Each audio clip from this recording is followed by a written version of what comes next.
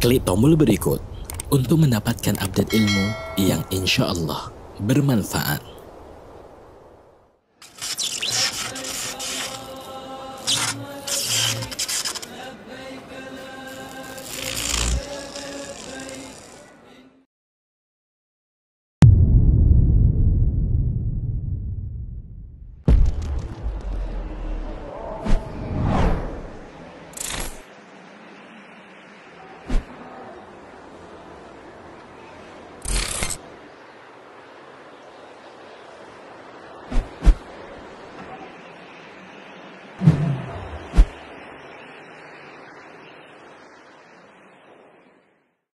Dillallah wa may yudlil fala hadiyalah.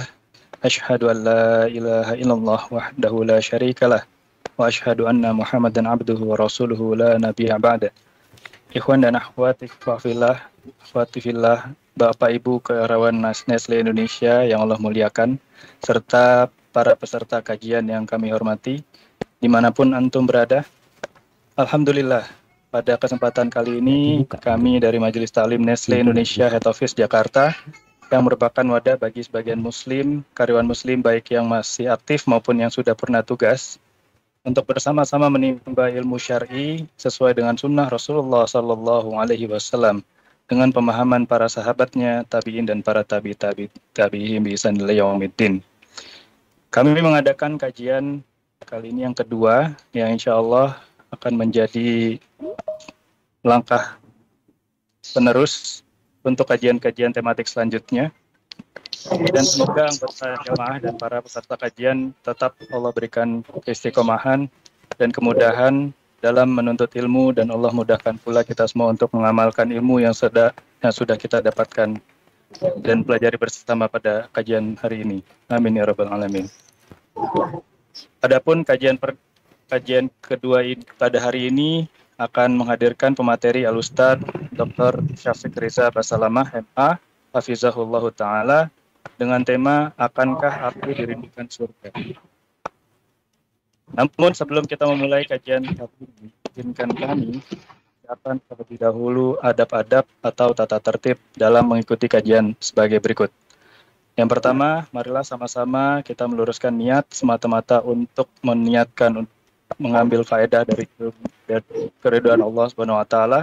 Kemudian kita meniatkan untuk mengambil faedah dari ilmu yang dapat untuk diamalkan dalam kehidupan sehari-hari.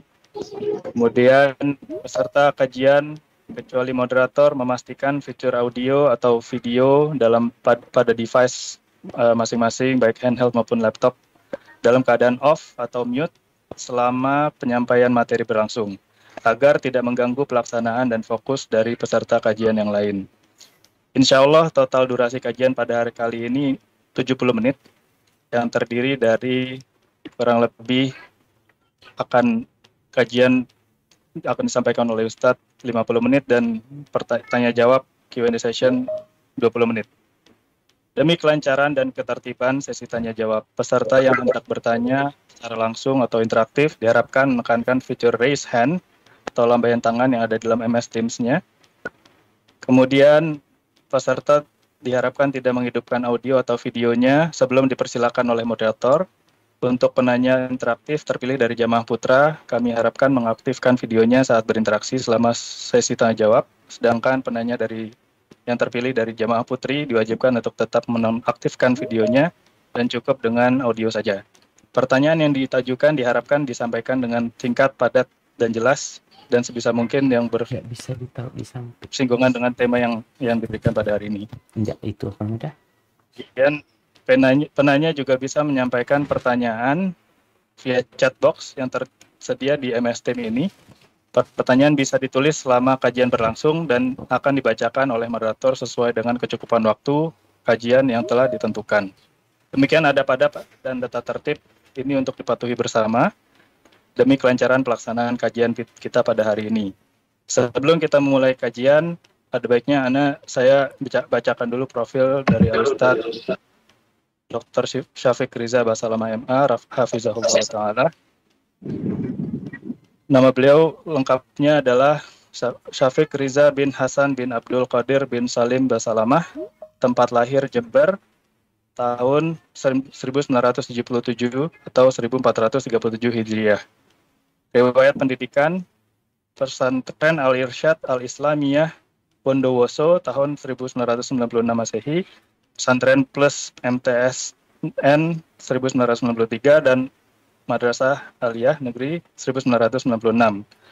Beliau hafizahullah taala melanjutkan pendidikannya di Lipia Jakarta, program D1, tamat tahun 98, Syubhatul Lughah, program bahasa, Universitas Islam Madinah, tamat 1999, kemudian dilanjutkan S1 Fakultas Dakwah dan Usuluddin Universitas Islam Madinah, tamat tahun 2003 dengan cum laude, kemudian dilanjutkan S2 jurusan dakwah Fakultas Dakwah dan Usuluddin Universitas Islam Madinah, tamat tahun 2007 dengan predikat cum laude juga, Masya Allah.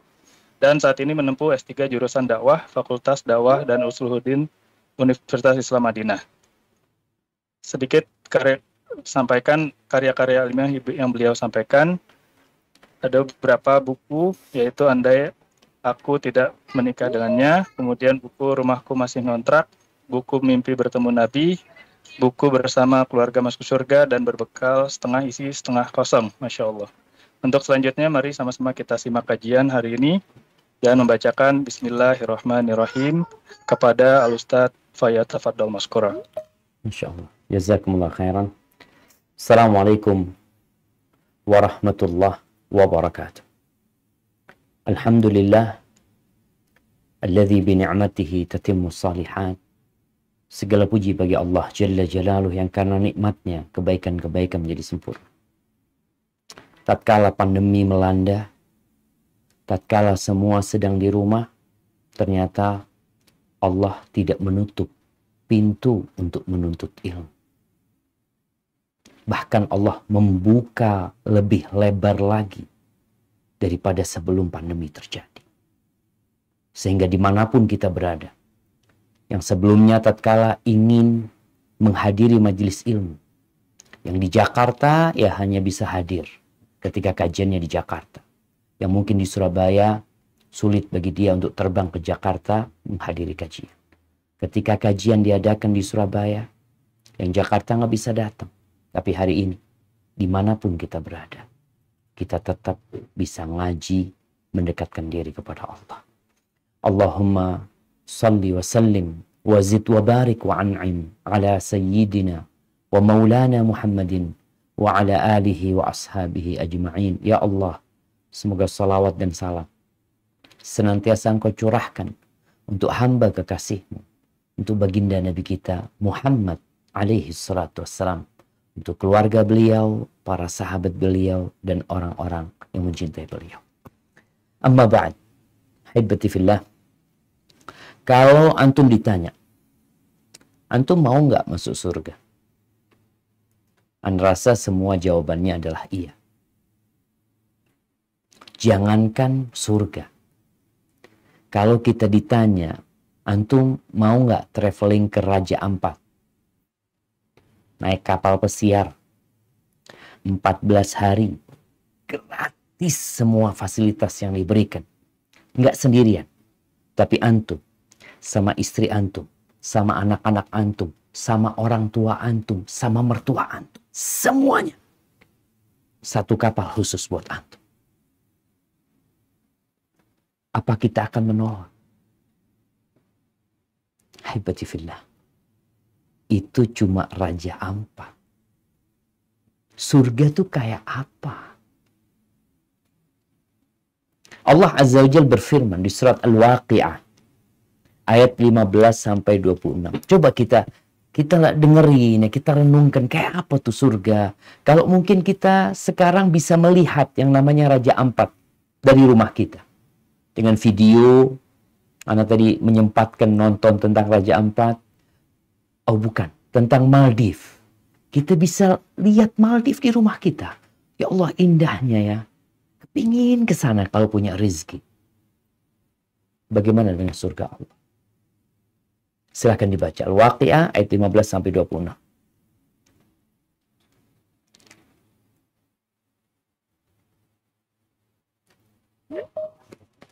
أعوذ بالله من الشيطان الرجيم على سرر موضونة Mauduna. على سرر موضونة.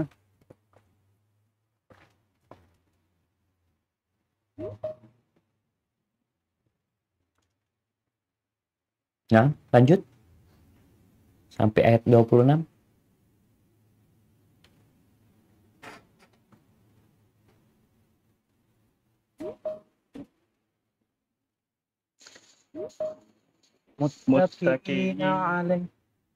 متكئين عليها متقابلين يطوف عليهم ولدان مخلدون بأكواب وأباريق وكأس من معين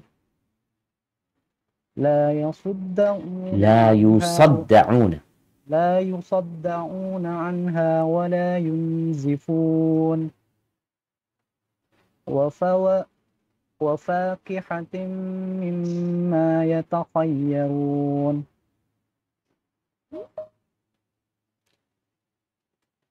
Nah, afwan.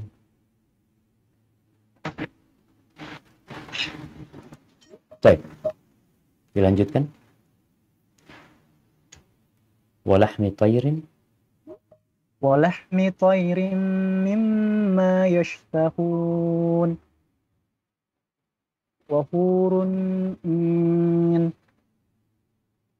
ka'amsalil lu'lu'il maknun jazaa'an bima kanu ya'malun la yasma'una fiha lagwan wala ta'thima illa qilan salaman salama.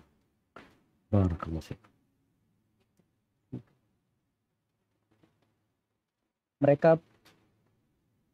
Mereka berada di atas dipan-dipan yang bertahtakan emas dan permata. Mereka bersandar di atasnya berhadap-hadapan. Mereka dikelilingi oleh anak-anak muda yang tetap muda. Dengan membawa gelas, cerek, dan gelas besar, piala berisi minuman yang diambil dari air yang mengalir. Mereka tidak pening karenanya dan tidak pula mabuk. Dan buah-buahan apapun yang mereka pilih. Dan daging burung apapun yang mereka inginkan. Dan ada bidadari-bidadari yang bermata indah. Laksana mutiara yang tersimpan baik. Sebagai balasan atas apa yang mereka kerjakan, di sana mereka tidak mendengar percakapan yang sia-sia maupun yang menimbulkan dosa. Tetapi mereka mendengar ucapan salam. Barakallahu fikum. Itu gambaran tentang, sedikit gambaran tentang surga. Kalau bicara makanan, subhanallah, tidak ada pantangan di sana. Buah-buahannya, tatkala engkau menginginkannya, dia akan datang mendekat. Tangkainya datang mendekat. Sehingga engkau tinggal memetiknya. Kalau bicara jamuan yang disajikan, daging burung. Nabi SAW menjelaskan tatkala seorang melihat ada burung terbang, dia ingin burung panggang. Tahu-tahu burung itu jatuh ke depan dia dalam kondisi sudah terpanggang. Perempuan-perempuan yang cantik, bidadari-bidadari surga yang tidak pernah disentuh oleh manusia dan jin. Yang mereka dalam kondisi gadis, menanti dan melayani. Ahibati fillah. Di surat Muhammad ayat 15. Allah Azza wa Jalla menggambarkan sungai-sungai surga. Kita melihat bagaimana puncak setiap weekend selalu penuh orang ke sana. Bagaimana di masa pandemi ini Orang-orang ingin keluar dari rumahnya. Mereka seakan-akan selama 1 tahun berada dalam tahanan rumah. Mereka ingin keluar ke tempat itu. Melihat sungai yang mengalir. Melihat pohon-pohon besar yang berwarna hijau. Menghirup udara yang segar. Ya, cuma yang kita lihat di musim hujan, sungainya berwarna coklat. Mungkin di musim kemarau, sungainya jernih. Tapi ya itu sungainya, hanya dari air. Sedangkan sungai-sungai di surga Allah, Allah sebutkan ada 4 sungai. Seperti apa sungai? Allah ceritakan di surat Muhammad ayat 15. Silakan dibaca.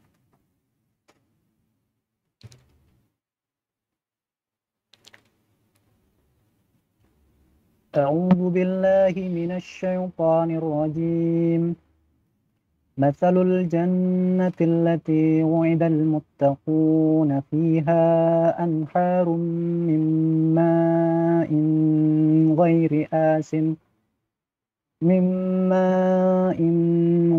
آسن وأنهار من لبن لم يتغير طعمه وأنهار من خمر لذة للشاربين وأنهار من عسل مصفى ولهم فيها من كل الثمرات ومغفرة من ربهم كمن هو خالد في النار وسقوا ماء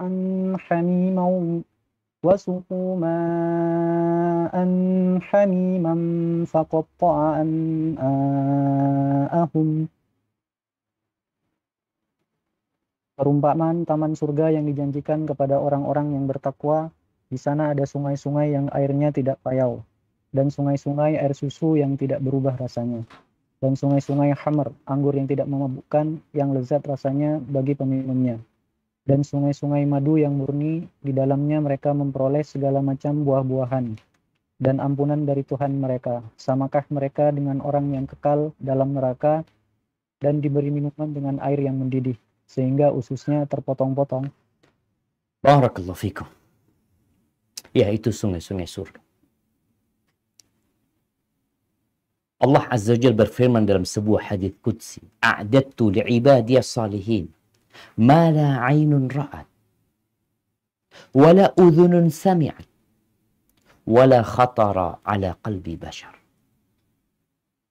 Aku telah menyediakan untuk hamba-hambaku yang soleh apa yang belum pernah didengar oleh telinga, belum pernah dilihat oleh mata manusia, dan belum pernah terbetik dalam hati siapa. Apa yang kita dengar, yang diceritakan semuanya hanya gambaran. Hakikatnya jauh lebih indah dari apa yang diceritakan. Jadi kalau bicara keinginan masuk surga, semuanya ingin. Semuanya merindukan surga. Tapi apakah surga merindukan kita? Rasulullah SAW bersabda dalam hadis yang diriwayatkan Imam Tirmidzi. Kata beliau, "Man sa'alallah al-jannah 3 marrat." Barang siapa yang meminta kepada Allah surga sebanyak 3 kali. Qalatil jannah, Allahumma adkhilhul jannah. Surga akan merindukan dia. Surga akan mengatakan, "Ya Allah, masukkan orang itu ke surga." Wa man istajara minan nar 3 marrat. Barang siapa yang meminta perlindungan kepada Allah dari api neraka 3 kali, maka neraka akan mengatakan, "Allahumma ajirhu minan nar." Neraka berkata, "Ya Allah, selamatkan dia dari api neraka." Ahibati fillah. Kalau kita menyimak hadis yang baru saja kita dengar, berarti semuanya bermula dari keinginan kita. Kalau bicara antum ingin dirindukan surga, Antum benar nggak ingin masuk surga? Buktikan. Antum doa nggak dengan doa tadi? Allahumma inni as'alukal jannah wa a'udzubika minan nar. 3 kali. Kapan Ustaz? Ya tiap hari kita berdoa. Kapan engkau ingin dirindukan surga, engkau baca tuh doa. Tidak ada ketentuan kapannya, tapi sekali berdoa engkau baca 3 kali. Kalau benar antum ingin masuk surga. Atau yang ada hanya angan-angan belaka. Ahibati fillah. Dari ambisi dan keinginan ini, semua langkah dimulai. Buat teman-teman yang sekarang kerja di Nestle. Kenapa kok bisa sampai ke sana sih? Kenapa kok bisa jadi manajer? Kenapa kok bisa jadi general manager? Kenapa kok bisa jadi kepala cabang? Kenapa kok bisa? Antum punya keinginan. Maka antum melangkah menuju sesuatu yang antum inginkan. Dengan pertolongan Allah Azza wa Jalla. Saatnya kita melihat langkah kita sekarang ini. Apakah sedang menuju ke surga atau ke arah sebaliknya? Kita yang tahu. Kalau cuma ngomong, ya semuanya mau masuk surga. Maka anak akan mengajak semuanya merenungkan beberapa hadis yang berkaitan dengan surga. Agar paling tidak antum bisa mengintrospeksi diri. Punya bahan introspeksi. Yang pertama, hadis yang diriwayatkan Imam Bukhari dan Muslim. Rasulullah sallallahu alaihi wasallam mengatakan, "Qumtu ala babil jannah." Aku berdiri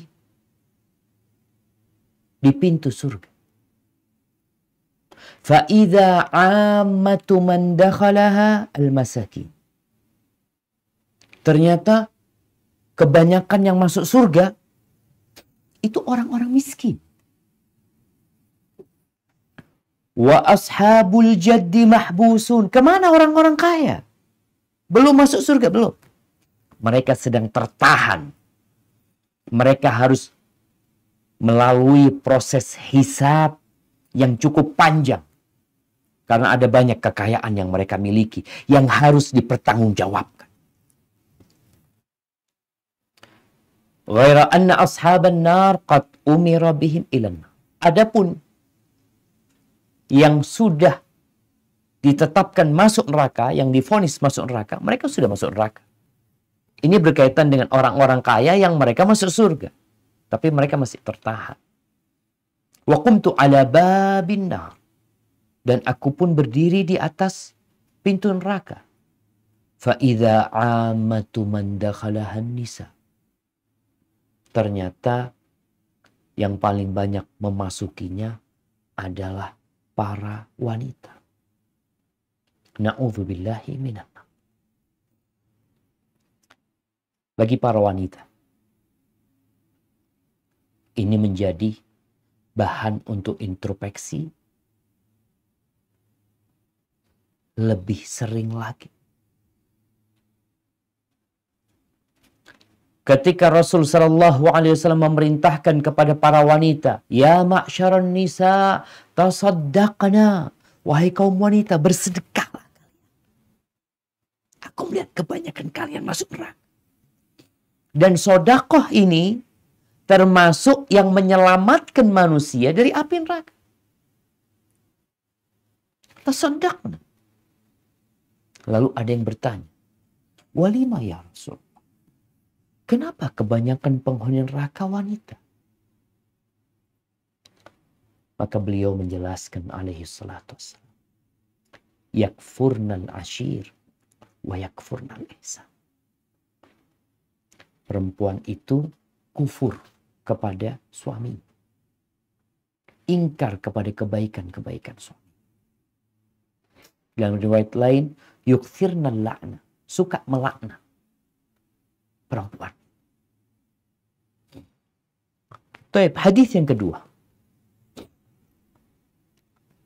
Hadis ini diriwayatkan Imam Muslim dari Iyad ibn Himar Al-Mujashi'i radhiyallahu anhu, bahwa Rasulullah sallallahu alaihi wasallam pernah berpidato. Di antara yang beliau sebutkan dalam pidato beliau, ahlul jannati thalatha. Penghuni surga itu 3. Yang pertama, dzu sultanin muqsitun mutasaddiqun muwaffaq. Yang pertama adalah seorang penguasa, seorang pemimpin, seorang yang memiliki jabatan, yang dia berlaku adil terhadap rakyatnya, terhadap anggotanya, terhadap anak buahnya. Dia tegakkan keadilan dan kebenaran tatkala dia memimpin. Siapa yang jadi pemimpin sekarang? Setiap kita adalah pemimpin. Iya, tapi dengan jabatan yang berbeda-beda. Ada presiden, ada para menterinya, ada lagi gubernur, ada lagi bupati, ada camat, ada lurah, ada kades, ada RW, ada RT, ada antum, kepala rumah tangga. Ada antum, ibu rumah tangga.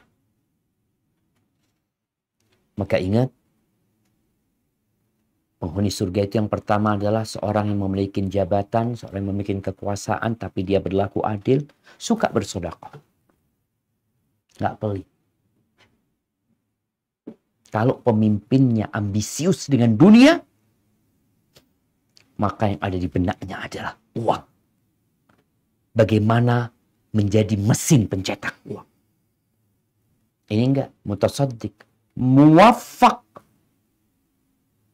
Dia senantiasa diberi taufik oleh Allah, dibimbing untuk melakukan amal-amal kebajikan.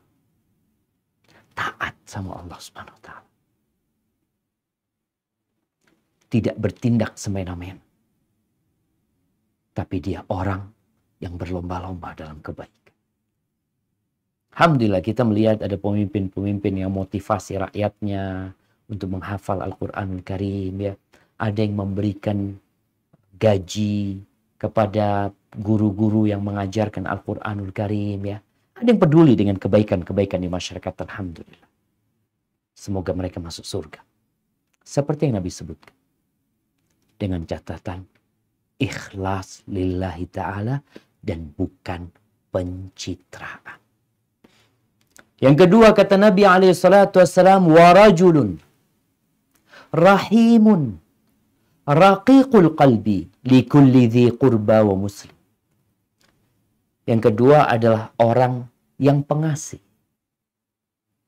yang hatinya lembut untuk kerabatnya dan untuk orang Islam lain. Maka kalau antum ingin dirindukan surga, antum lihat bagaimana hati antum. Lembut nggak hati antum? Atau antum orang yang temperamental, yang sedikit-sedikit marah, yang kadang-kala keras kalau ngomong, mulutnya kasar, suka menyakitin orang lain. Hati-hati. Yang disebutkan penghuni surga itu yang lembut hatinya, yang dia berbuat baik kepada kerabatnya, silaturahim dia jaga. Ingat silaturahim, tolong difahami dengan benar makna silaturahim. Karena masih banyak yang memahami silaturahim itu artinya berkunjung. Datang ke rumah kawannya silaturahim. Kumpul-kumpul sama teman-teman SMA dikatakan silaturahim. Atau silaturahmi, bukan. Silaturahim adalah berbuat baik kepada kerabat kita. Bukan hanya kepada kerabat, wali kulli muslim. Untuk setiap orang Islam. Antum lihat diri antum. Mungkin antum tidak memiliki jabatan, aku bukan pemerintah, bukan penguasa, antum orang biasa. Tapi coba, antum cek hati antum. Yang ketiga, yang termasuk penghuni surga, Kata Nabi alaihi salatu wassalam, wa'afifun muta'affifun dzu'yan. Seorang yang memiliki karakter iffah, menjaga kehormatan diri. Dia tidak makan yang haram. Dia tidak berzina. Di tempat kerjanya, dia tahu mana yang hak dia dan mana yang milik orang lain. Orang ini tidak membawa sesuatu yang haram ke rumahnya. Apalagi dikasih makan buat anaknya. Lah. Dzu'yan. Padahal dia itu banyak anaknya. Banyak tanggung jawabnya. Tapi dia terhormat. Dia tidak akan mengambil kecuali yang hak dia. Dia akan menundukkan pandangan terhadap wanita-wanita yang tidak halal buat dia. Itu penghuni surga. Bagaimana kondisi antum? Apakah antum sudah berhati-hati tatkala mengambil uang dan membawanya ke rumah? Di saat pandemi, kondisi ekonomi sulit. Tapi penghuni surga tetap dia akan menjaga. Nggak boleh ada yang haram yang masuk ke daging. Ayyuma lahmin nabata min suhtin fannaru aulabi. Daging mana saja yang tumbuh dari yang haram, neraka. Lebih pantas. Itu hadis yang kedua. Hadis yang ketiga. Hadis yang cukup panjang. Dari Mu'adz bin Jabal radhiyallahu anhu, ia pernah berkata kepada Nabi SAW, Ya Rasulullah, dullani atau akhbirni an amalin yudkhiluni al-jannah wa yuba'iduni anin nar. Wahai Rasulullah, beritakan kepada aku, kasih tahu aku, amalan apa yang memasukkan ke surga dan menjauhkan dari api neraka. Jadi tema kita hari ini berat ya Ma.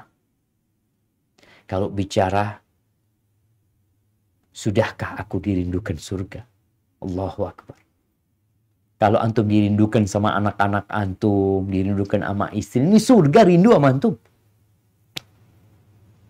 Maka ketika Mu'adz bertanya seperti itu, kata Rasul sallallahu alaihi wasallam, laqad sa'alta an 'azim Mu'adz.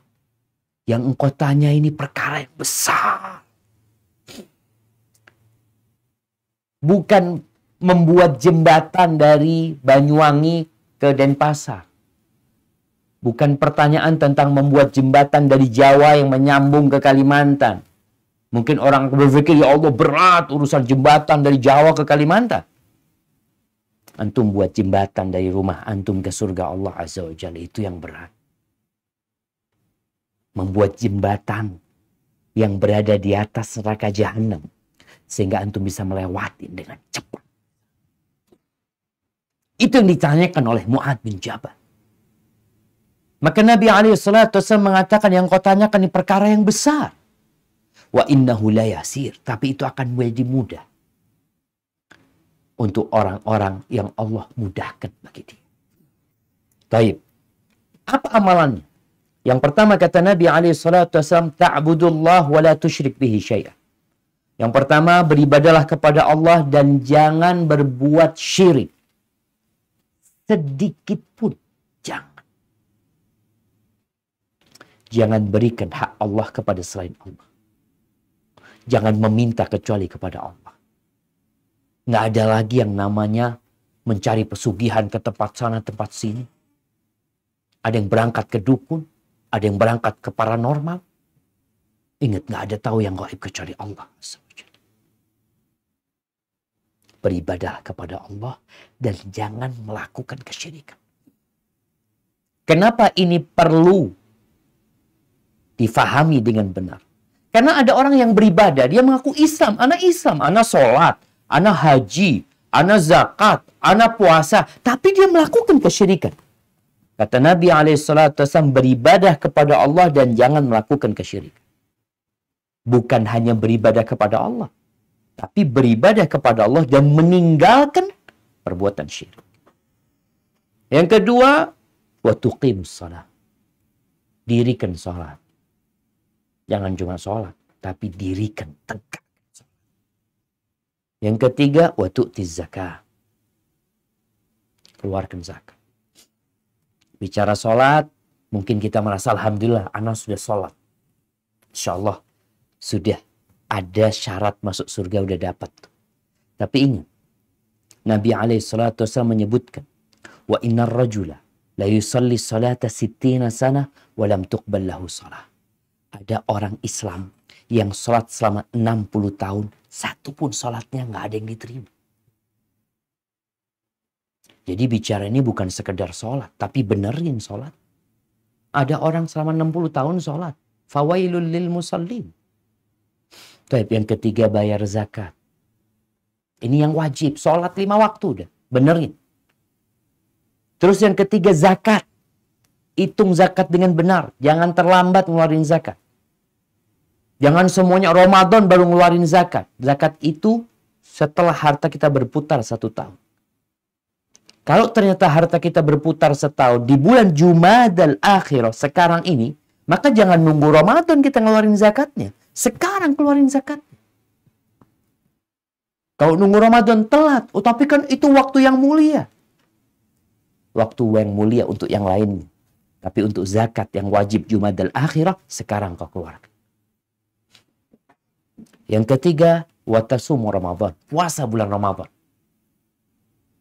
Sebagian kita mungkin dulu di masa mudanya pernah meninggalkan puasa. Yang emak-emak punya utang puasa tapi nggak bayar. Hati-hati. Kemudian yang kelima, wa tahujjul bait. Berangkat haji kalau mampu. Ingat, punya rumah nggak wajib. Punya mobil nggak wajib, tapi haji wajib. Kalau mau masuk surga. Sebagian orang memikirkan untuk merenovasi rumahnya, ketika punya rezeki, dia memikirkan dirinya. Lupa dengan kewajibannya. Engkau bisa tinggal di rumah kontrakan. Alhamdulillah. Paling tidak sekarang nih, dengan kondisi orang daftar haji sekarang baru berangkat mungkin 15 tahun lagi, tunjukkan kepada Allah niatmu berangkat haji. Setoran haji itu nggak seperti bangun rumah. Nggak seperti beli mobil. Setoran haji kalau nggak salah berapa? 30 juta. Kalau engkau punya uang 30 juta. Atau 60 juta berdua sama istri, daftar. Kalau mau masuk surga. Lalu Nabi SAW setelah menjelaskan 5 syarat ketentuan masuk surga. Setelah itu beliau mengatakan, ala adulluka ala abwabil khair. Maukah engkau aku kasih tahu dengan pintu-pintu kebaikan? Tentu kata Mu'adz bin Jabal, as-sawmu junnah. Puasa itu perisai. Artinya selain puasa Ramadan, usahakan kau punya puasa sunnah. Puasa Senin Kemis. Puasa tengah bulan. Besok nih insya Allah masuk tanggal 13. 13, 14, 15. Kalau engkau bisa puasa, paling tidak punyalah puasa sunnah. Kemudian yang kedua, was-sadaqatu tudfi'ul khati'a kama yudfi'ul ma'un nar. Sedekah. Kalau tadi zakat, ini sedekah sunnah. Sedekah itu mematikan dosa, menghapuskan dosa-dosa sebagaimana air itu mematikan api. Maka selain yang wajib, perbanyak sedekah. Sekarang banyak saudara-saudara kita yang terkena bencana. Ya, sedikit transfer. Kirimkan kepada mereka. Yang ketiga, wassalatul rajuli fi jawfil lail. Salat malam. Selain salat yang 5 waktu, usahakan salat malam. Karena penghuni surga itu, tatajafa junubuhum anil madaji. Ketika hidup di dunia, lambung mereka itu jauh dari ranjang mereka, dari tempat tidur mereka di malam hari.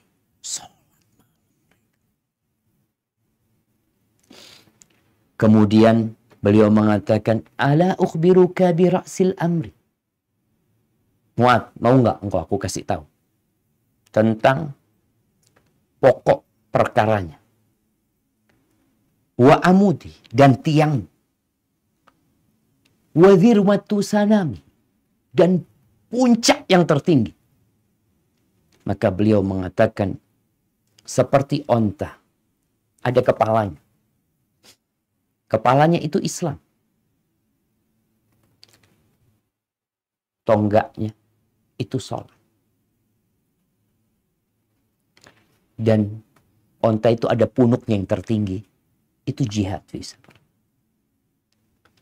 Kemudian yang terakhir Nabi SAW mengatakan, Mu'ad, engkau mau nggak aku kasih tahu yang mengumpulkan semua perkara tadi yang aku sebutkan. Yang insya Allah menyelamatkan engkau dari api neraka. Apa kata Nabi SAW? Beliau memegang lidah. Lalu beliau mengatakan, kuffa alaika hadha, jaga lidahmu. Mu'ad heran. Dia mengatakan, ya Rasulullah, wa inna la mu'akhadhuna bima natakallamu bih. Apakah kita akan dihukum dengan apa yang kita ucapkan? Maka Nabi mengatakan kepada Mu'ad, sakilatka ummuka ya Mu'ad. Gimana engkau ini Mu'ad? Wa hal yakubun nas finnari ala wujuhihim au ala manakhirihim illa hasaidu alsinatihim. Mu'ad, tuh orang-orang yang tersungkur masuk neraka. Karena apa? Tersungkur di wajah mereka. Diseret di hidung mereka ke neraka. Itu karena hasil ucapan mereka. Sekarang kita punya mimbar. Semua punya mimbar. Dengan handphonenya dia bisa berbicara. Dengan handphonenya dia bisa menulis semau dia. Hati-hati. Karena ada orang di masa Nabi SAW yang ditanyakan kepada Nabi. Ada perempuan. Dia tuh sholat malam. Puasa sunnah. Rajin sodakoh. Tapi kalau ngomong pedes. Suka nyakitin tetangga. Lisan. Padahal ibadahnya hablum minallahnya bagus. Tapi hablum minannasnya rusak. Apa kata Nabi SAW? La khaira fiha. Iya finnar. Nggak ada baiknya tuh perempuan. Di neraka tempatnya.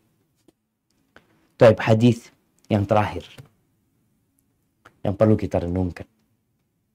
Hadis ini diriwayatkan Imam Bukhari dan Muslim. Dari Abu Hurairah radhiyallahu anhu. Bahwa Nabi SAW mengatakan, hujibatin nar bisyahawat. Wa hujibatil jannah bil makari. Pagar yang mengelilingi neraka itu syahwat. Neraka itu dikelilingi dengan syahwat. Dengan segala hal yang disukai oleh manusia.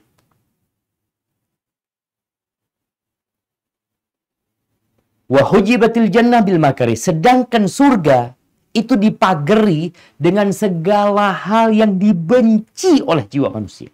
Jadi orang kalau mau masuk surga itu harus melewati jalan yang sulit. Harus mendaki gunung. Yang di kirinya ada jurang yang terjal. Di kanan kirinya mungkin dia melihat ada binatang-binatang yang berbahaya buat dia. Jalannya mendaki, males dia. Makanya orang yang mau masuk surga itu harus berjuang. Dan orang yang ingin masuk neraka nggak perlu berjuang. Engkau tinggal ngikutin syahwatmu. Engkau ikutin hawa nafsumu, terakhir ketemu neraka.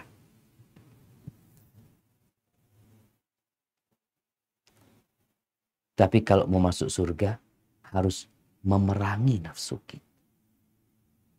Kita tuh maunya santai. Maunya istirahat. Kadang-kala dikasih tahu, ini lu nggak boleh. Sedikit-sedikit haram. Ini haram, itu haram. Subhanallah. Enggak, sedikit yang haram. Tapi yang jadi masalah yang haram itu disukai oleh engkau.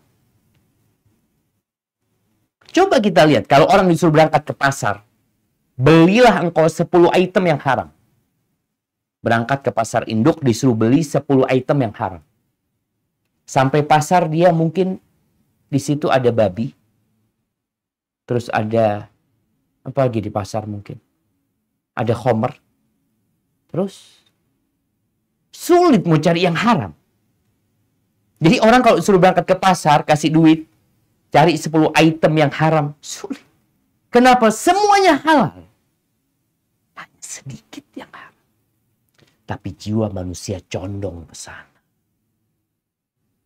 Akhirnya kita kalau dikasih tahu, ini lo nggak boleh. Kalau kita bicara riba nggak boleh lo, haram. Ya, engkau jangan terlalu berlebih-lebihan dalam beragama lah. Biasa-biasa aja beragama. Subhanallah. Iya, kita biasa-biasa aja, jangan berlebih-lebihan. Sekali lagi, jalan menuju surga itu terjal, mendaki, penuh rintangan. Dan menuju ke neraka, santai jalannya. Masya Allah, landai semuanya. Makanya kalau engkau ingin dirindukan oleh surga, lihat langkahmu. Jangan sampai engkau berjalan di arah yang berlawanan dengan surga. Hadza wallahu a'lam bishawab. Itu yang bisa Anda sampaikan pada kesempatan kali ini. Kurang lebihnya mohon maaf. Mungkin kita bisa masuk ke sesi tanya jawab. Nah, Anda kembalikan ke host. Jazakumullah khair. Waalaikumsalam ya Ustaz. Jazakallah khair atas tausiah yang antum sampaikan, sangat bermanfaat sekali, Masya Allah. Baik, banyak sekali hikmah yang dapat kita dapatkan dari yang antum sampaikan. Baik para jamaah dan ikhwah fillah sekalian, silakan bagi yang ingin bertanya, mohon klik raise hand di MS Teams-nya, kemudian bisa sampaikan langsung ketika saya sudah izinkan. Qadarullah untuk saat ini saya tidak bisa buka chat box. Jadi nanti saya akan dibantu oleh rekan saya Pak Ihsan untuk membacakan chat box atau pertanyaan-pertanyaan yang ada di chat box.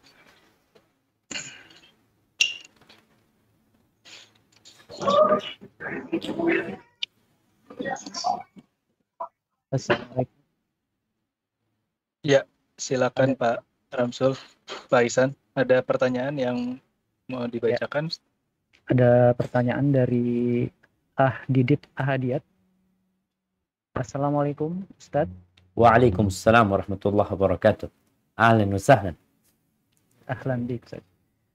Ustaz mohon bertanya, terkadang kita merasakan dideraskan rezeki, diberi segala pinta, dikabulkan setiap doa, bukan tanda kebaikan jika tidak menambah kenikmatan. Mohon diberikan tanda-tanda jika kita sudah berusaha melakukan hal yang sudah diperintahkan Allah, ibadah wajib maupun sunnah, tapi masih belum menambah ketaatan.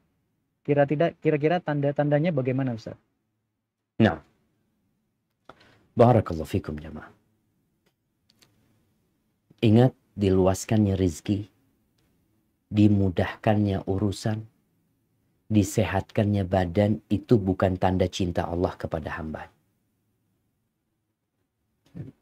Karena ada orang-orang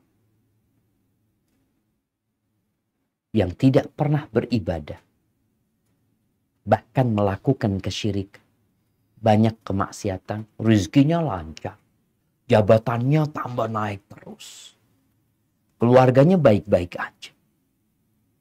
Ini pertanda bahwasanya memang diluaskannya rezeki bukan tanda Allah sayang sama dia, bukan tanda dia dirindukan surga. Jangan berpikir orang yang masuk surga itu harus merasakan surga dunia, artinya nikmat dunia ini. Enggak. Kalau bicara surga dunia yang sebenarnya adalah mengenal Allah Azza wa Jalla. Baik, sekarang bagaimana tatkala kita dikasih keluasan rizki, agar kita tahu ini menjadi tanda kebaikan buat kita. Kalau rizki yang kita dapatkan menambah ketaatan kita kepada Allah Azza wa Jalla, maka itu menjadi tanda kebaikan. Terus gimana Ustaz? Kalau tetap aja, biasa-biasa aja gitu loh. Seharusnya ketika rizkinya bertambah, sodakonya bertambah.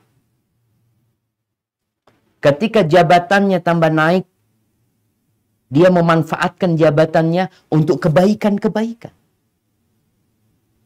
Tapi ketika antum gak mampu untuk itu, antum perlu minta tolong sama Allah. Bukankah Nabi SAW mengatakan kepada Mu'ad bin Jabal, Wallah ya Mu'ad, inni uhibbu. Wahai Mu'ad, demi Allah, aku cinta kepada. Fala tada'anna fi duburi kulli salatin. Jangan pernah meninggalkan di penghujung setiap salat untuk berdoa mengatakan, Allahumma a'inni ala dzikrika wa syukrika wa husni ibadati. Ya Allah, bantulah aku, ya Allah. Bantulah aku, ya. Untuk senantiasa mengingatmu. Untuk bersyukur yang baik kepadamu. Untuk beribadah yang lebih baik. Jadi kita perlu minta tolong sama Allah. Karena memang harta ini, kekayaan ini, ada efek samping. Kalau orang minum obat flu, kadang-kala efek sampingnya itu ngantuk. Obat batuk ngantuk. Harta ini ada efek samping. Maka kita harus hati-hati. Apa efek sampingnya? Membuat orang melampaui batas. Merasa nggak butuh sama Allah. Merasa semuanya punya. Merasa aku bisa hidup sampai tahun depan. Nggak kerja pun aku sudah punya uang. Maka hati-hati dengan efek samping ini. Dengan cara kita harus dekat sama orang-orang miskin, ya. Ziarah ke rumah mereka. Kemudian mereka undang ke rumah kita. Kita ziarah kubur. Paling tidak tadi, agar kita bisa menambah ketaatan kepada Allah. Hadza wallahu a'lam bishawab. Semoga jawabannya sesuai sama pertanyaannya. Soalnya tadi anak kurang nangkep pertanyaannya Pak Esan. Nah, Ustaz. Ada lagi ini Sultan dari Mas Fauzi. Assalamualaikum Ustaz. Waalaikumsalam warahmatullahi wabarakatuh. Bagaimana kita bisa istiqomah untuk menghadapi Itu yang di sana syahwat? nggak bisa dikeliatin videonya. Hostnya nggak bisa lihat chatboxnya Ustaz. Nggak, videonya dibuka. Oh siap.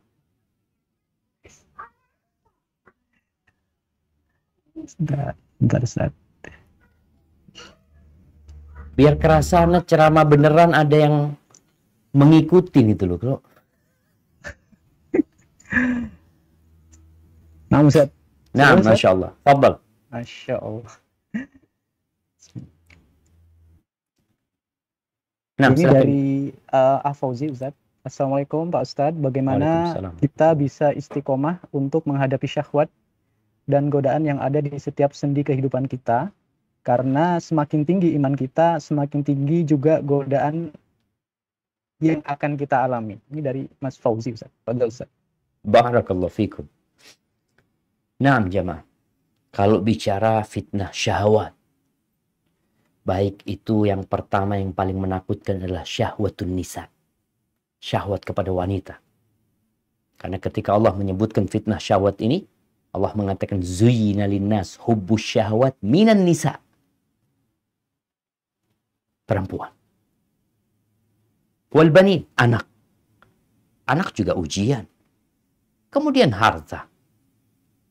Bagaimana supaya kita terjaga dari fitnah tersebut?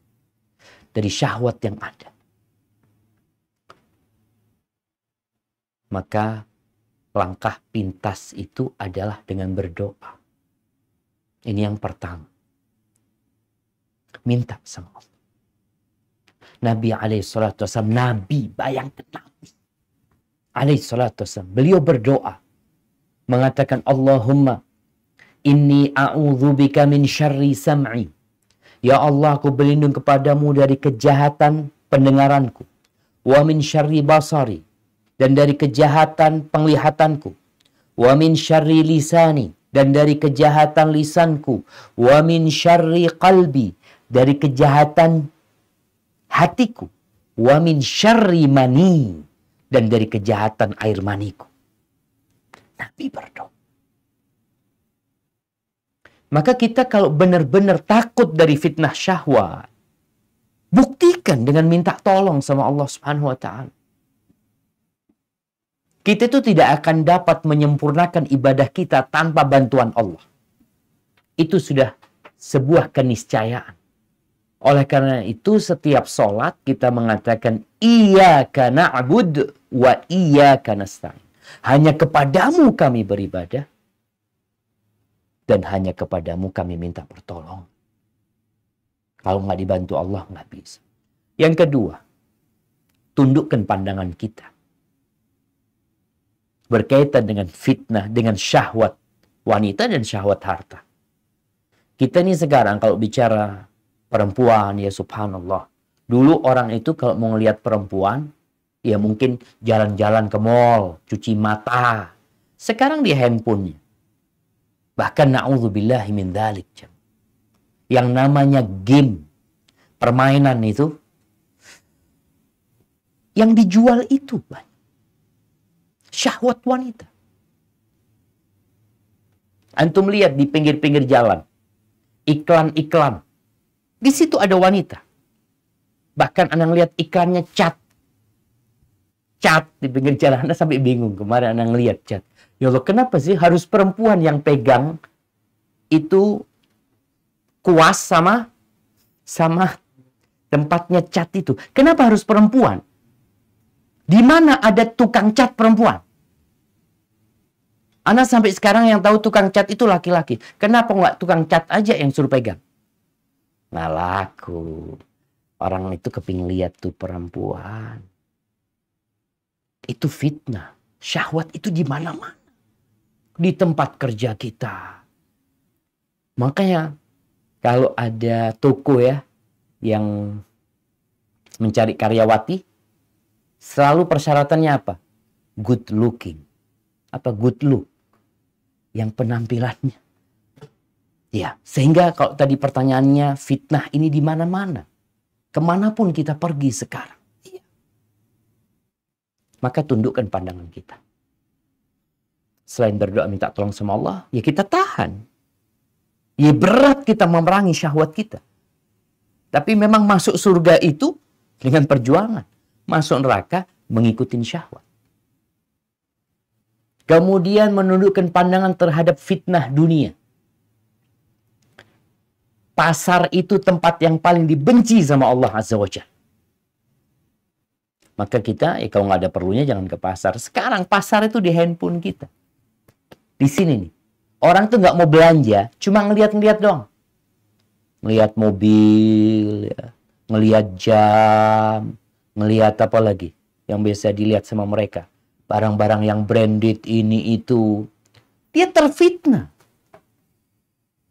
Terus gimana supaya terjaga? Jangan dilihat. Sampai ada kawan yang Masya Allah. Dia orang kaya. Ketika dia memutuskan diri. Ustaz, ana sekarang sudah tinggalkan Instagram. Nggak kuat kan Ustaz kata. Kenapa? Karena dia suka sama jam-jam yang bermerek itu. Jadi kalau ngelihat-ngelihat jadi kepingin gitu. Ahsan nggak ngelihat. Betul. Makanya jangan ngelihat. Supaya kita terjaga dari syahwat tersebut. Ada wallahu a'lam bissawab.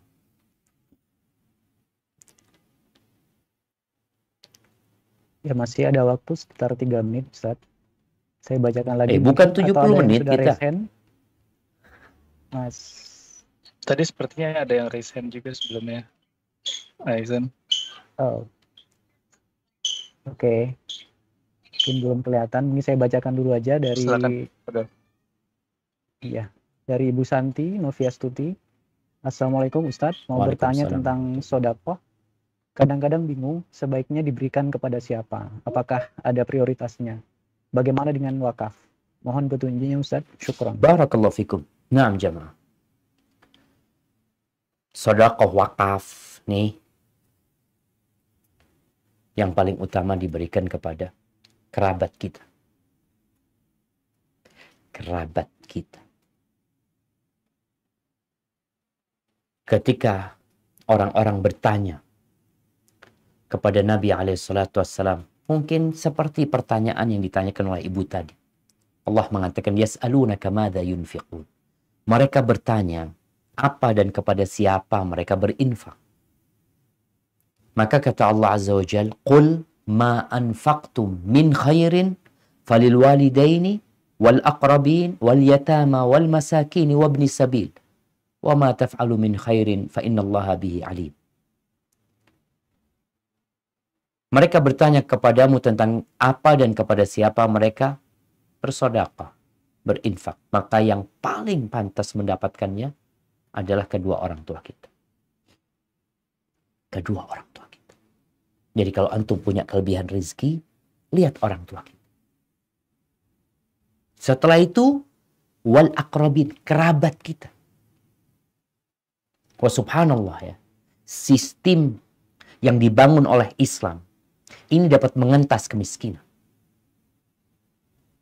Karena hampir di setiap keluarga itu ada orang yang sukses secara ekonomi. Udahlah, antum gak usah mikir sedekah ke tempat yang jauh-jauh. Kalau bicara sekarang mungkin ya, ada yang kebanjiran, ada ini itu. Alhamdulillah, antum bantu mereka juga. Silahkan. Tapi jangan lupa sama kerabat antum. Antum lihat kerabat antum.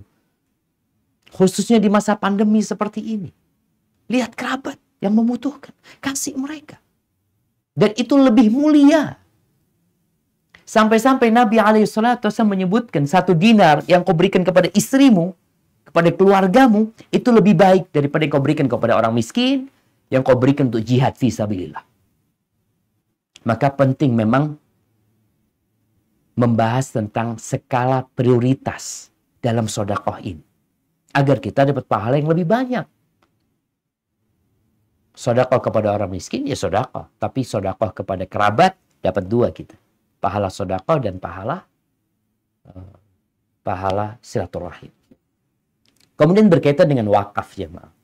Alhamdulillah kalau kita bicara wakaf, memang kebanyakan wakaf yang ada di negeri kita ini rata-rata wakaf yang bentuknya bangunan. Atau wakaf yang bentuknya tanah. Ada yang wakaf tanah, untuk masjid, sumur, macam-macam. Ada satu bentuk wakaf yang mungkin dilupakan. Atau kurang digandrungi oleh masyarakat. Yaitu wakaf produktif. Wakaf yang bentuknya usaha.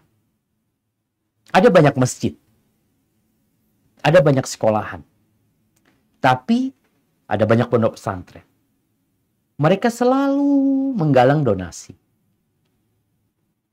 Padahal seharusnya kita bisa wakaf tanah sama mereka, kita juga bisa wakaf badan usaha. Contoh nih, teman-teman yang punya usaha. Ya udah, dia tetapkan 20% saham perusahaan ini untuk orang-orang miskin. Atau untuk kerabatku yang miskin.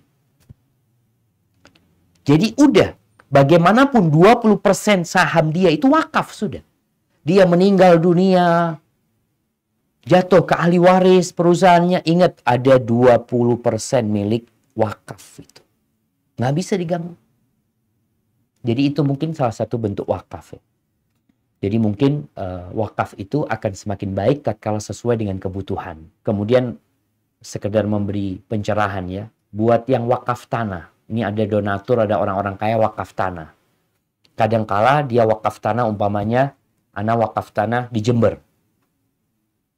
Kemudian ana sampaikan kepada seorang ustadz yang ada di Kalimantan. Dia perlu, ustadz kalau ada ustadz, kita butuh perluasan tanah ustadz.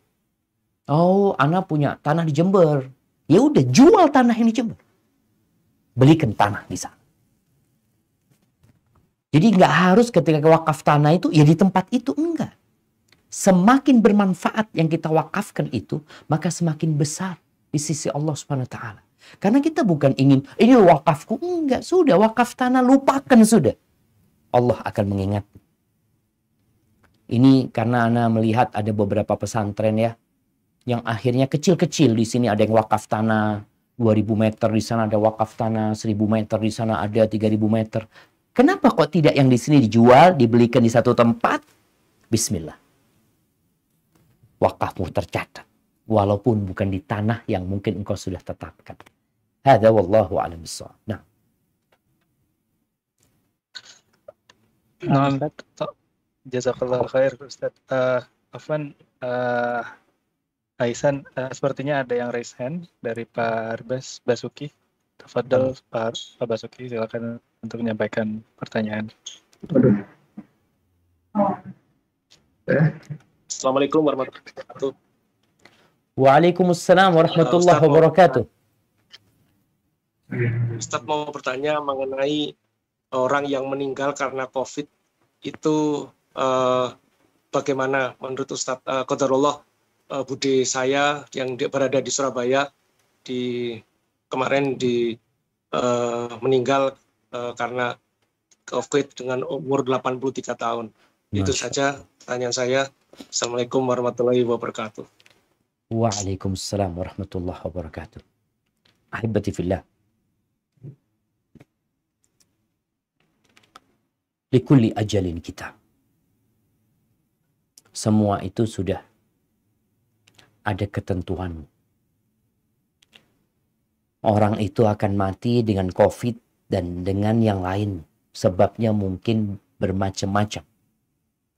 Tapi intinya dia mati. Memang Rasul SAW menyebutkan beberapa jenis kematian yang memiliki keistimewaan. Di antaranya seperti seorang wanita yang meninggal dunia tatkala melahirkan. Seorang yang meninggal dunia dalam kondisi tenggelam. Seorang yang meninggal dunia dalam kondisi sakit perut. Mereka adalah orang-orang yang mati syahid. Berkaitan dengan orang yang mati karena pandemi. Semoga berkaitan dengan COVID ini. Karena ada hadis yang berkaitan dengan ta'un, dengan wabah juga. Yang wabah itu Black Death ya. Itu insya Allah ketika dia bersabar menghadapi itu, dia akan mendapatkan pahala syahid. Walaupun di dunia, dia dimakamkan seperti makam orang-orang biasa. Karena kalau orang mati syahid beneran, itu dimakamkan dengan pakaiannya, dengan darahnya ya, yang ada di tubuh dia seperti itu. Jadi insya Allah apa yang disampaikan tadi, yang pertama semoga keluarga bersabar menerima musibah yang ada dan banyak-banyak mendoakan budenya tadi. Kalaupun mungkin nggak bisa sholat ya kadang-kala karena protokol COVID sehingga langsung dibawa ke kuburan macam-macam, mungkin kau bisa terus mendoakan bude dengan harapan Allah membukakan pintu surga bagi beliau. Hadza wallahu a'lam bishawab. Jazakallah khair, Ustaz. Jazakallah khair Ustaz atas jawaban dari antum. Pertanyaan berikutnya sepertinya ada yang raisen lagi nih, Pak Isan. Mungkin kita bisa berikan kesempatan Pak Rizky Adi dari Jakarta. Silakan Pak. Halo, Assalamualaikum warahmatullahi wabarakatuh, Ustaz. Waalaikumsalam warahmatullahi wabarakatuh. Ahlan wa sahlan. Ya, Ustaz. Ana mau nanya, Ustaz, tadi berkaitan dengan indikator kita dirindukan surga nih, Ustaz. Juga keterkaitannya dengan pekerjaan. Karena jujur selama bekerja banyak sekali sholat jamaah ana yang akhirnya tidak bisa tepat waktu atau akhirnya sholat sendiri, Ustadz. Apakah Allah akan memaafkan itu? Karena kan jika di compare itu adalah urusan duniawi, Ustadz. Sedangkan hal itu terkadang dan boleh jujur sangat sering mendistract sholat jamaah ana, baik meeting atau kerjaan, Ustadz. Apakah ada amalan lainnya, Ustadz, untuk menutupin hal itu, Ustadz? Jadi dengan jamaah yang tidak dapat, mungkin dengan sunnahnya yang lebih banyak atau gimana, Ustadz? Mohon penjelasannya, Ustadz. Terima kasih. Assalamualaikum warahmatullahi wabarakatuh. Waalaikumsalam warahmatullahi wabarakatuh. Ahibati fillah. Masya Allah, ini pertanyaan muncul dari seorang yang memahami tentang fadilah sholat berjamaah. Ada seorang alim ulama yang ketinggalan sholat isya berjamaah. Ketika dia datang ke masjid, udah selesai sholat berjamaah. Apa kata dia? Dapatnya aku sholat isya berjamaah ini lebih aku sukai daripada aku jadi penguasa Irak pada waktu itu. Bayangkan, dia bandingkan ya. Dia menjadi penguasa Irak, kalau sekarang jadi presidennya Irak, dengan kehilangan sholat berjamaah itu, dia lebih milih sholat berjamaah daripada menjadi penguasa Irak tapi kehilangan sholat berjamaah. Maka apa yang harus dilakukan? hendaklah kita bersungguh-sungguh mencari akhirat. Sehingga kalau tadi dikatakan ada pekerjaan dunia yang mungkin bisa ditunda, yang mungkin juga kalau bicara sholatnya bisa ditunda, oke lah. Orang-orang yang rapat dipastikan umpamanya, yang bekerja kalau memang istirahatnya umpamanya jam 1, ya udah sholatnya jam 1, semua bareng-bareng sholatnya jam 1. Yang asar kayak gitu, mulai kita tetapkan sholatnya jam 4 ya, semua sholat berjamaah jam 4. Sehingga dengan cara seperti itu, kita bisa memberikan solusi buat semuanya, bukan hanya untuk penanya. Tapi harapannya di tempat kita kerja itu kondusif gitu loh, mendukung orang untuk disiplin beribadah kepada Allah SWT. Bukan hanya untuk urusan dunia kita disiplin, kita tepat waktu ya, kita sesuai dengan aturan. Tapi berbicara soal berjamaah kadang-kala kita ya meninggalkannya. Terus kalau bicara apakah bisa menggantikannya dengan amalan yang lainnya? Wallahu a'lam bishawab. Kalau memperbanyak sholat sunnah, yaitu ibadah lain. Tapi sholat berjamaah ini, bagaimana langkah kita? Apalagi sholat isya sama sholat subuh ya. Sholat isya berjamaah itu seperti sholat setengah malam. Jadi antum sholat malam itu, momennya antum kehilangan sholat isya berjamaah. Lalu antum sholat sendirian. Setelah sholat isya, antum sholat malam, sholat tahajud. Dari isya sampai tengah malam, itu pahalanya baru menyamain sholat isya berjamaah. Jadi berat sekali untuk mendapatkan fadilah itu. Wa man shalal fajr fil jamaah faka'annama qama al-laila kullah. Kalau dia ini sholat isya'nya berjamaah, sholat subuhnya berjamaah, seakan-akan dia itu sholat semalam suntuk. Mampukah kita dari habis isya itu sholat malam sampai subuh? Berat. Makanya kehilangan fadilah berjamaah ini berat sekali. Tapi kalau memang tadi kondisi yang tidak memungkinkan, maka perbanyak sholat sunnah, khususnya sholat malam. Karena kata Rasulullah SAW, afdalus salah ba'dal maktubah salatul lail. Sebaik-baiknya sholat setelah sholat fardu adalah sholat malam. Hadza wallahu a'lam bishawab. Nah. Jazakallah khair. Syukran Ustaz. Syukran. Ya. Terima kasih Rizky. Pak Ihsan, Fadol, untuk pertanyaan berikutnya, mungkin sekedar informasi, kita masih ada waktu kurang lebih sekitar 4-5 menit, jadi insya Allah masih ada beberapa 1 atau 2 pertanyaan lagi sebelum kita akhiri. Alhamdulillah. Baik, ini ada pertanyaan lagi dari Ufti Citra Dinimauti Asmara dari Head Office ya. Bismillah, Assalamualaikum Ustadz. Waalaikumsalam warahmatullahi wabarakatuh. Semoga Allah merahmati Ustadz, tim, panitia kajian sekeluarga, dan kaum muslimin dimanapun berada.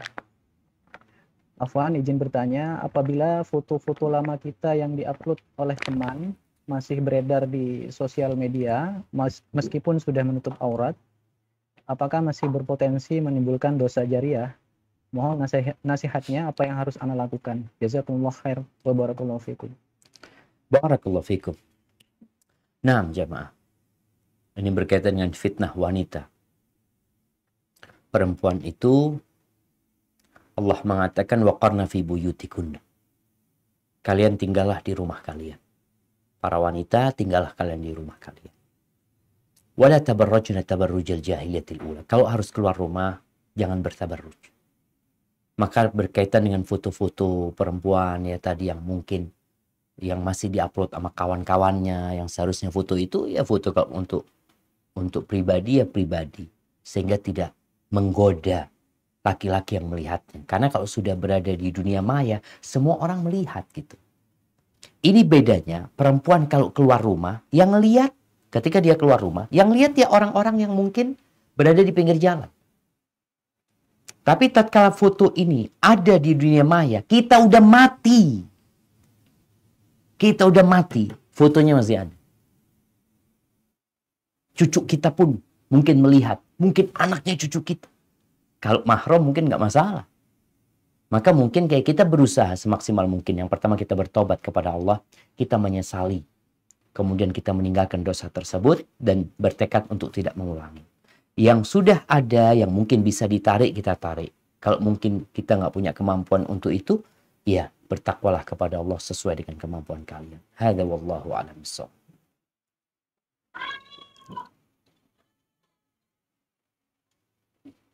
Jazakumullah khair Ustaz. Sudah ada yang raise hand, Sultan? Fadal, mungkin kita batasi waktu karena mau mengingat waktu yang terbatas juga. Ada Pak Ali Maksud, Pak Ali untuk memberikan pertanyaan pada Ustaz. Assalamualaikum Ustaz. Waalaikumsalam warahmatullahi wabarakatuh. Ahlan wa sahlan. Di keseharian kita disibukkan dengan pekerjaan dengan durasi waktu yang bisa dikatakan tidak tentu Ustaz, atau lebih dari jam operasional. Sedangkan Nabi Muhammad SAW memberi perumpamaan, berikhtiarlah kalian seperti burung, pergi di waktu pagi, pulang di waktu sore. Dan mencari rezeki itu wajib. Tetapi ada kewajiban yang lain. Misal, mencari ilmu di majelis taklim. Yang terkadang kewajiban itu tenggelam atas nama mencari rezeki, sehingga tidak bisa ikut taklim. Pertanyaan saya Ustadz, apakah kajian-kajian online seperti di YouTube, kajian di WA, dan lain-lain itu bisa menggugurkan kewajiban majelis taklim sebagai pengganti tidak bisa hadir dalam suatu perkumpulan ilmu? Terima kasih. Masya Allah. Masya Allah. Nah, barakallahu fikum. Ya jemaah. Rasul sallallahu alaihi wasallam mengatakan, "Lau annakum tawakkaluna 'ala Allah haqqa tawakkuli." Kalau kalian bertawakal kepada Allah dengan sebenar-benarnya tawakal. Ingat, tawakal. Yang artinya percaya Allah yang bagi rizki. Allah yang menentukan segala-galanya. Kemudian kita menyandarkannya kepada Allah. Allah akan berikan rizki kepada kita seperti Allah memberikan rizki kepada burung. Yang dia berangkat di pagi hari dalam kondisi lapar, pulang dalam kondisi kenyang di sore hari. Itu permisalan rizki yang Allah akan berikan buat orang yang bertawakal sebenarnya. Jadi bukan berarti kita kerjanya pagi sampai sore. Enggak. Ada mungkin orang yang kerjanya pagi sampai siang aja. Dia pagi berangkat ke pasar, siang udah pulang. Seperti itu. Berkaitan tentang bagaimana sekarang kita punya kewajiban mencari rezeki, memberikan nafkah kepada keluarga, memberikan nafkah kepada istri, anak, orang tua. Itu fisabilillah. Tapi jangan lupa ada kewajiban yang lainnya tadi, menuntut ilmu umpamanya. Tidak ada amalan yang lebih, amalan sunnah yang lebih dicintai Allah lebih daripada menuntut ilmu. Karena dengannya kita kenal Allah Azza wa Jalla, jemaah. Dengan kita belajar ini kita kenal sama Allah Jalla Jalaluh. Tapi sekarang bagaimana? Kalau alasannya sibuk dengan pekerjaan. Semua orang sibuk. Mungkin antum kalau mati aja. Orang yang sibuk sama antum. Iya. Terus gimana? Apa nggak bisa kita bagi waktu? Ada orang yang dulu pekerja, pegawai dia. Ketika jadi pegawai, ya mau nggak mau dia ada jam kerja yang harus dia ikuti. Sehingga dia bercita-cita untuk wira swasta. Masya Allah. Apa yang dia cita-citakan Allah berikan. Ternyata ketika Allah berikan pekerjaan yang bebas, dia malah sibuk sama dunia. Karena menurut dia kalau dia tutup usahanya, ya akan berkurang keuntungannya. Jadi fitnah itu tetap ada. Terus apakah bisa digantikan dengan menonton kajian-kajian yang ada di YouTube ya? Kalau seperti sekarang ini kan ini kita kajian beneran nih, semua di tempat masing-masing. Semoga Allah Azza wa Jalla meliputin kita dengan rahmatnya. Insya Allah tetap kita dapat fadilah menuntut ilmunya. Tetap kita dapat fadilah menuntut ilmunya. Kalau bicara kita nonton kajian online, insya Allah antum tetap dapat manfaat asalkan serius. Ditulis, dicatat. Bukan sekedar obat pengantar tidur. Hadza wallahu a'lam bishawab. Subhanallah jamaah, di tempat kita ini udah mau azan ya. Bentar lagi kita udah mau adzan. Gimana ini? Mas Sultan? Ya, insyaallah Ustaz. Jazakallah khair. Ana pikir kita sudahi sesi tanya jawab kita. Mengingat sudah waktu azan berkumandang. Sebelum diakhiri, Ana mohon antum untuk memberikan doa pada kami semua jemaah, wabil khusus untuk jamaah-jamaah yang sedang keadaan kurang sehat atau yang berada di dalam rumah sakit, sehingga Allah memberikan kesembuhan dan memberikan kesehatan setelahnya. Masya Allah. Tafadhal ya Baik, Ustaz. barakallahu fikum. Naam jamaah. Allahumma lakal hamdu kulluh wa lakal syukru kulluh wa ilaika yurja'ul amru kulluh. Allahumma salli wa sallim ala nabiyyina Muhammad. Allahumma aqsim lana min khasyatika ma tahulu bihi bainana wa baina ma'asik, wa min ta'atika ma tuballighuna bihi jannatak, wa min al-yaqini ma tuhawwinu bihi alayna masa'ib ad-dunya, wa matti'na bi asma'ina wa absarina wa quwwatina ma ahyaytana, waj'alhu al-waritha minna, waj'al tha'rana ala man zalamana, wansurna ala man adana, wa la taj'al musibatana fi dinina, ولا تجعل الدنيا أكبر همنا ولا مبلغ علمنا ولا تسلط علينا من لا يرحمنا. اللهم اشف مرضانا ومرضى المسلمين. اللهم اشف مرضانا ومرضى المسلمين. اللهم اشف مرضانا ومرضى المسلمين. اللهم عافنا في بدننا. اللهم عافنا في سمعنا. اللهم عافنا في أبصارنا. لا إله إلا أنت. وسبحان ربك رب العزة عما يصفون وسلام على المرسلين والحمد lillahi rabbil alamin. Itu yang bisa Anda sampaikan, kurang lebihnya mohon maaf. Anda kembalikan ke pembawa acara. Jazakumullah khair. Nah, Ustaz, jazakallahu khairan atas segala waktu yang antum berikan dan tausiah yang telah disampaikan. Jazakallah khair kepada para peserta dan jamaah Bapak Ibu sekalian yang telah berpartisipasi dalam kajian kali ini. Insya Allah kita akan melanjutkan dengan kajian-kajian berikutnya yang lebih bermanfaat dan lebih memberikan kemaslahatan bagi kita semua, insya Allah. Mohon maaf atas segala kekurangan dalam penyampaian dan juga belum sempat merespon semua pertanyaan para jamaah, baik maupun melalui raise hand maupun ada beberapa yang masuk lewat chat box. Semoga di lain waktu Allah mudahkan kita untuk mendapatkan kesempatan berinteraksi dan mempertemukan kembali dengan Al-Ustaz Hafizahullah Ta'ala.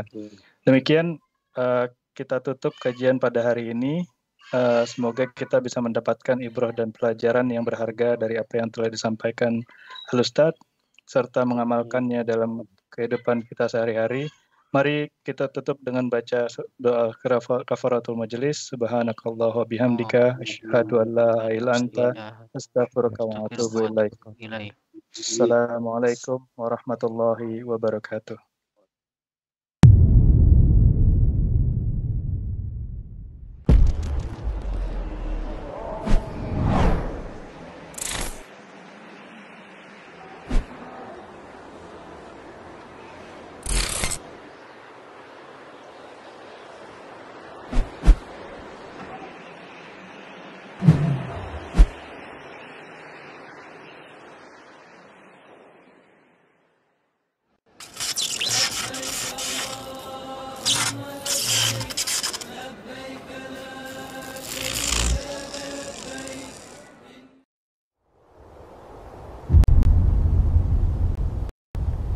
Klik tombol berikut untuk mendapatkan update ilmu yang insya Allah bermanfaat.